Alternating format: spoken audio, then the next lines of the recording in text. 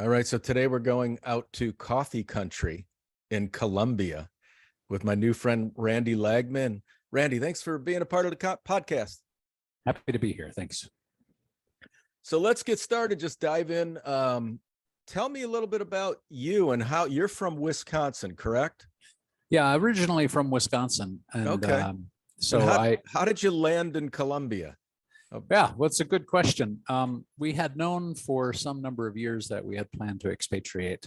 So we investigated and visited several countries. I lived in France for a while, and we investigated Mexico and Panama and some of the Caribbean nations and stuff. And we visited Colombia. My spouse and I were full-time RVers, and we mentioned to one of our RVing friends that we were thinking about expatriating. And she said, "Oh, I'm from Colombia. It is the most beautiful country in the world. You have to visit it before you make a decision." And I thought, yeah, Colombia, right? You know, and the image of Colombia in the media in the US is, you know, the drug cartels and violence and all of that. And there is some of that, but, you know, Colombia has become a much different nation than what the media portrays. Sure. So we took her advice, and we visited in 2019 and visited a number of places and found, first and foremost, the people are just amazing. They are warm and welcoming and friendly and patient with our relatively new Spanish. So they're willing to tolerate and help out with the Spanish. But the people were great. And we visited a bunch of small towns, a couple of bigger towns, of course, Bogota, but Bogota is too big for us. We prefer the smaller cities. Well, we came here in 2019, loved it, loved the people, loved the countryside. And then at that point, we decided that, okay, we've decided we're going.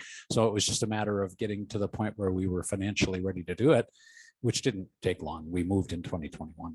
So less than 2 years later, we moved.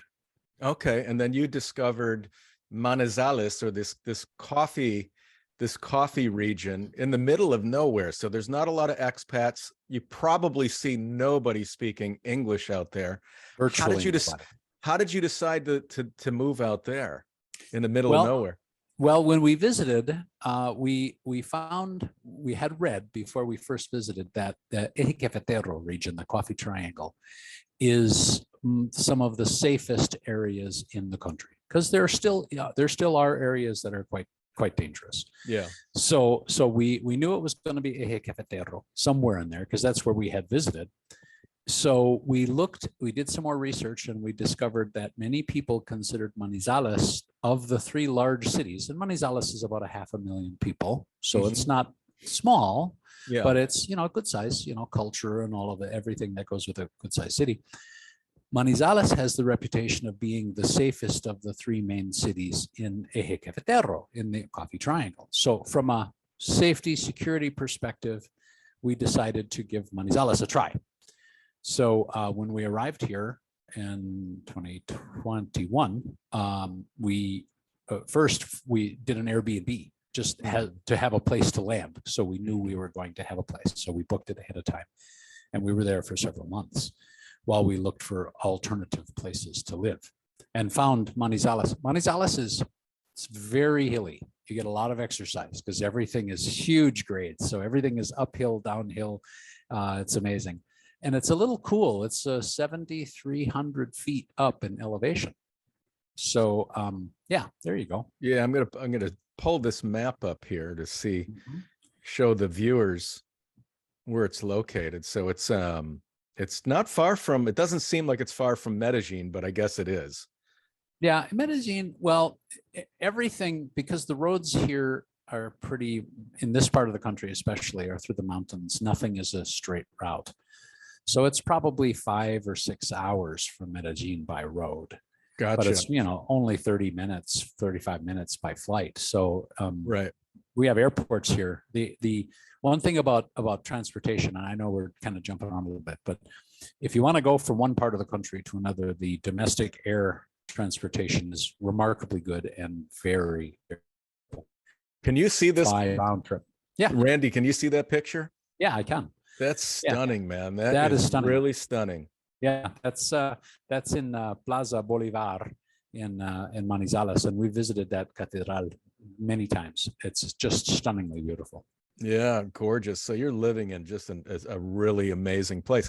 So let's dive into the rents and the cost of living over there. So Sure. where you're at out there, I mean, in the Coffee Triangle, what can you get a rental for?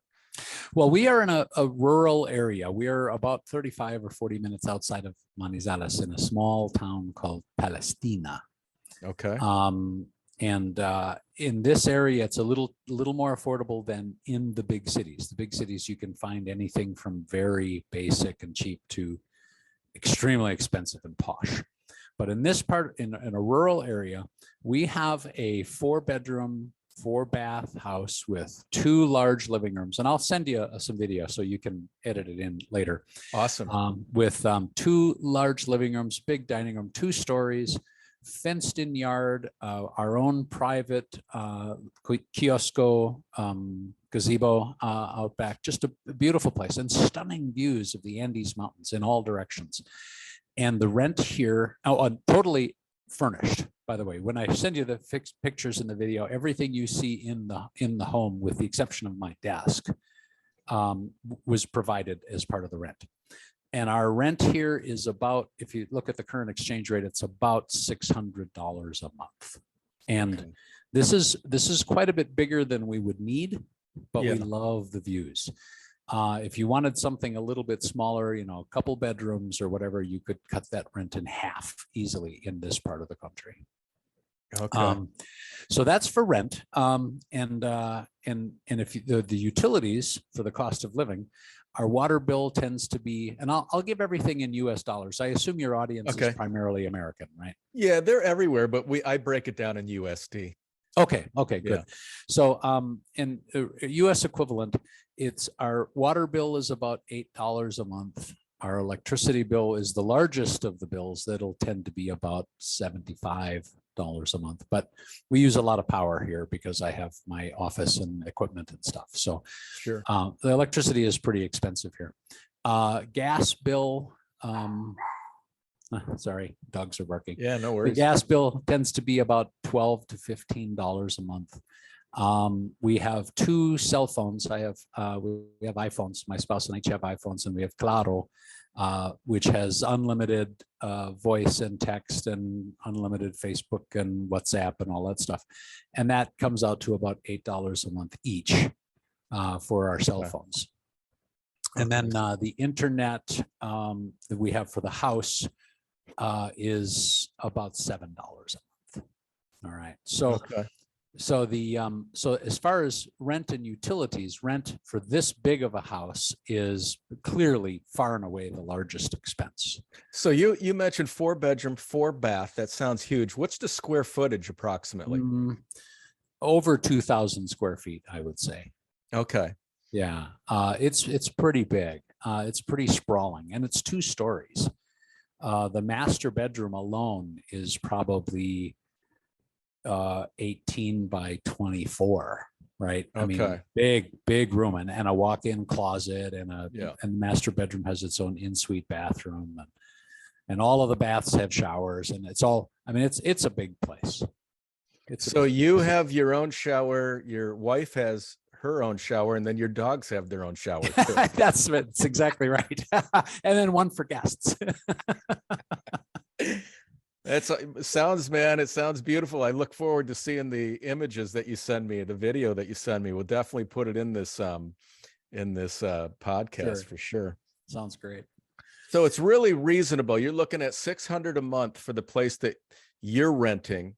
Right. And then people basically could get a 3-bedroom or 2-bedroom house for $300 a month out there. Yeah, $350, something like that. Yeah, and it's remarkably affordable. Now, again, if you get into the bigger cities, the more populous city, Medellin would be a lot more money, right? Yeah. Manizales is a little more. Bogota, insanely expensive, depending on where you go. Yeah. Right?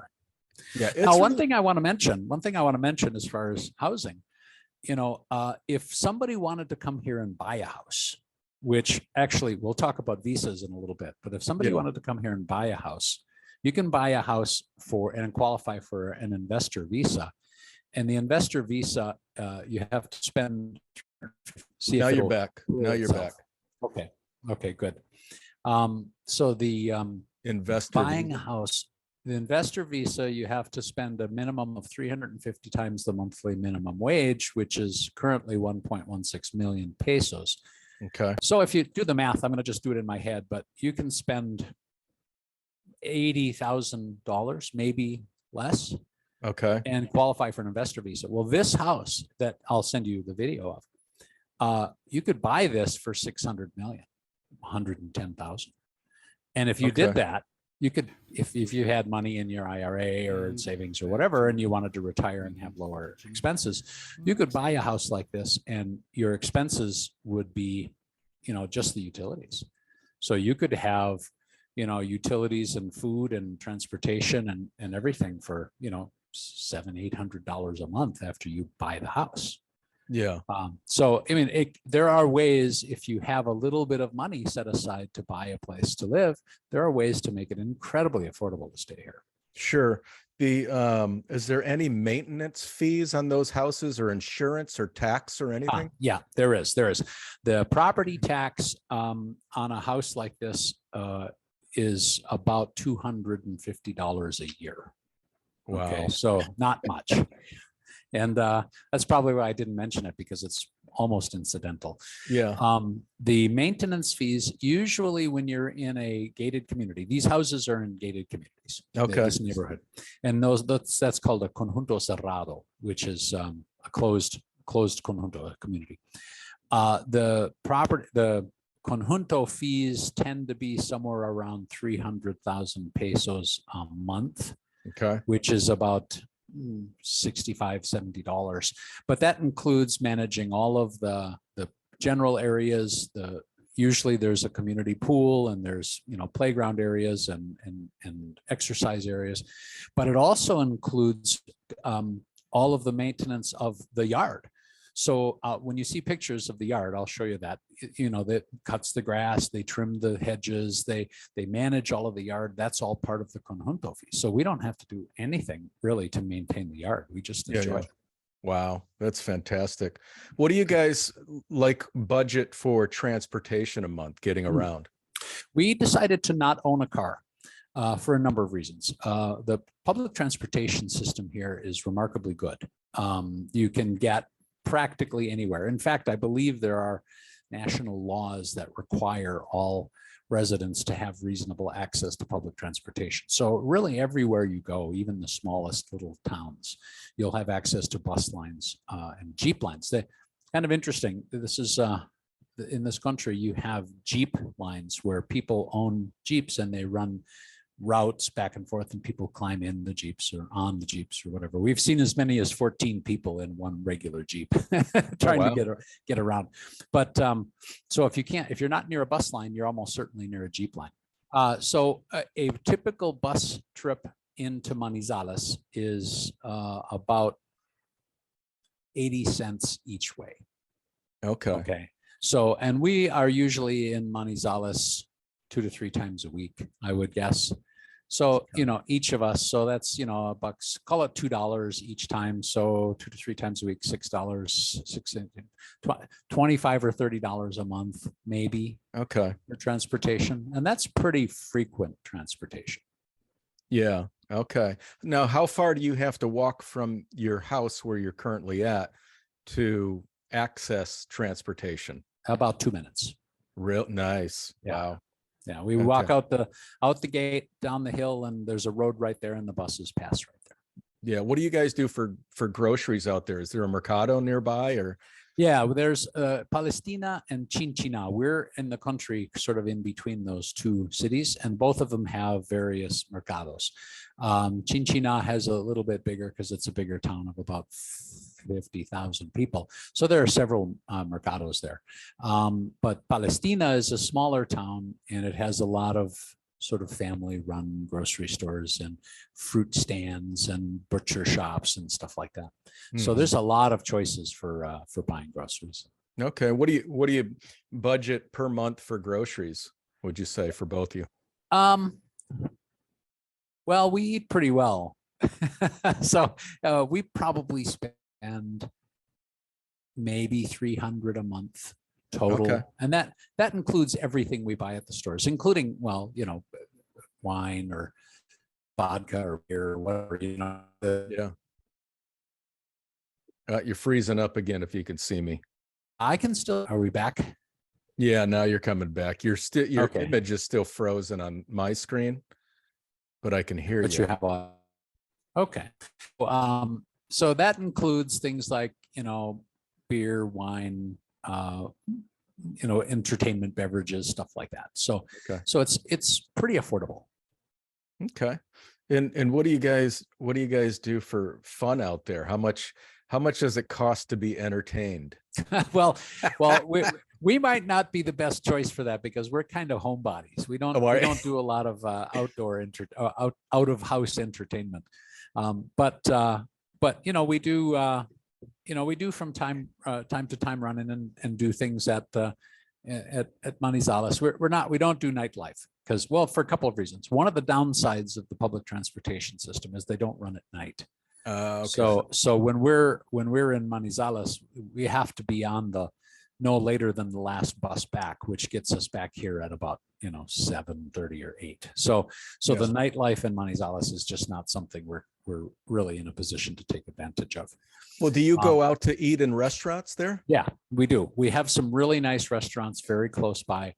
Like, for example, I told you it was about a 2-minute walk to the bus route. Well, right there at that bus route, there's a restaurant called Restaurante El Cielo, the sky. Yeah, yeah. Beautiful place, lovely views, and it's well named because it's a beautiful view of the sky. And it's all open, and it's all, you know, bamboo, guadua construction, beautiful. So we can go there and have full meals with, you know, beverages and dessert, and, you know, for both of us for, I don't know, $15, $18 easily. Yeah.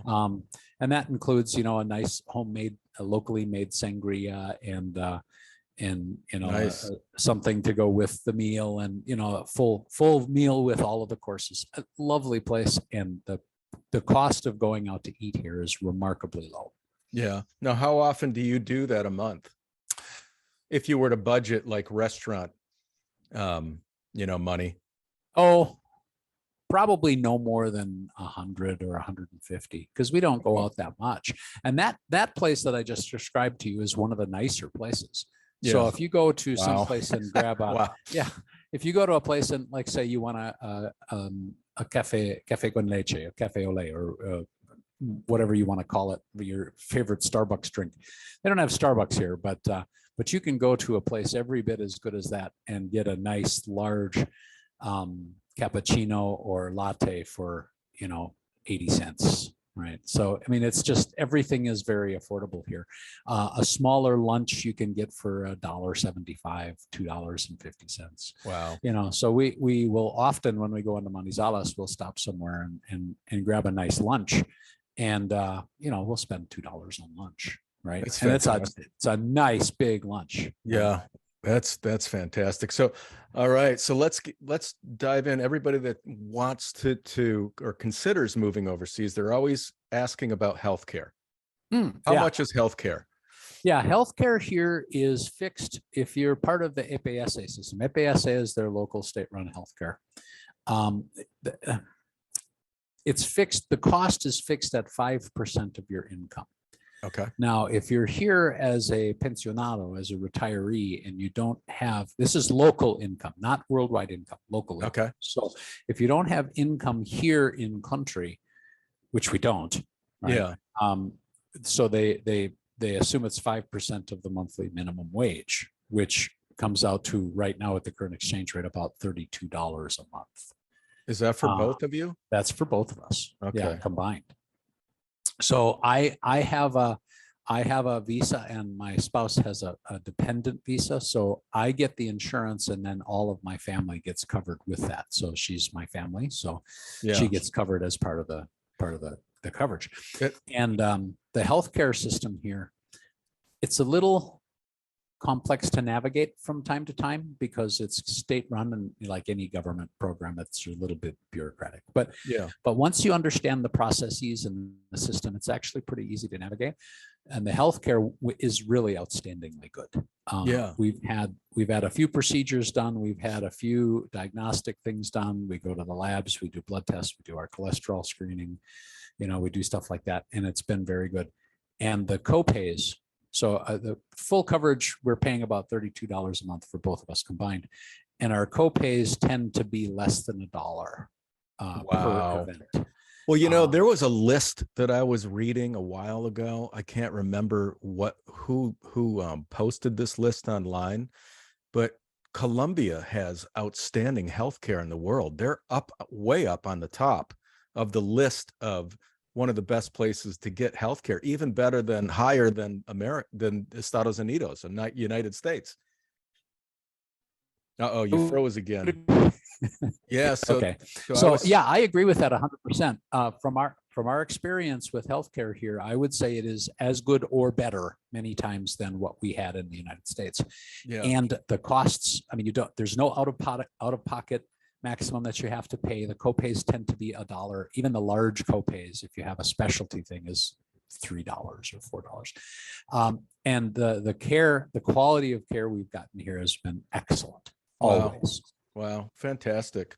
Randy, for people who want to retire in Colombia, how difficult is it to get a retirement visa? Yeah, retirement visa is pretty easy. Now, there are some changes in the laws, so all of your viewers really need to check with the current laws to make sure that things are, what I'm saying is accurate. But to have a retirement visa, you have to be making at least 3 times monthly minimum wage, which at the current exchange rate comes out to about $750 a month. So it's not much. And but that has to be some kind of a regular pension, Social Security, something that you can prove to the government that you have and you will have for the rest of your life. Okay? Yeah. And then you have to be able to show a criminal background check. They don't want, hooligans coming into the country. And they want a health check. And they want health insurance. Initially, you have to have health insurance to show that you're not a health care burden. Right? Yeah, sure. Yeah. And then you apply for the visa. It's, I don't know, $350 or something like that for the fee to apply for the visa.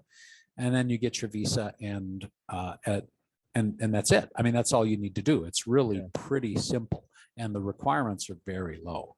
Yeah. Now, I've just recently read about some changes that, you want to check with a good visa agent to confirm this, but I'm told that retirees, people who have pensionado visas, are no longer able to participate in the healthcare system here.